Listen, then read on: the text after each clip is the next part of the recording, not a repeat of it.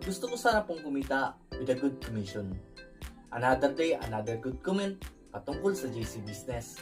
Tara, sagutin po natin. Siguro kilala niyo po ang shoemaking, food cooking, at bilaws. Ilan lamang po yan sa mga sikat na food products ng House of Franchise. At ito ang good news, kapag nag-avail po kayo ng franchise, magkakaroon kayo ng 20% commission sa mga produkto na yan.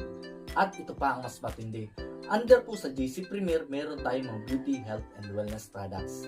At ang maganda, magkakaroon po kayo ng 40% up to 60% commission sa mga produkto na yan. Meron tayo dyan mga coffee products, meron din mga organic barley under sa health and wellness products. At meron din tayo mga whitening and skincare products. At bukod pa riyan, meron din mga food supplement.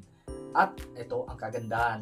Yung mga produkto po na beauty, health, and wellness products, ang market po niyan ay worldwide market. Kaya walang saturation ang negosyo dito sa JC Premier at House of Franchise.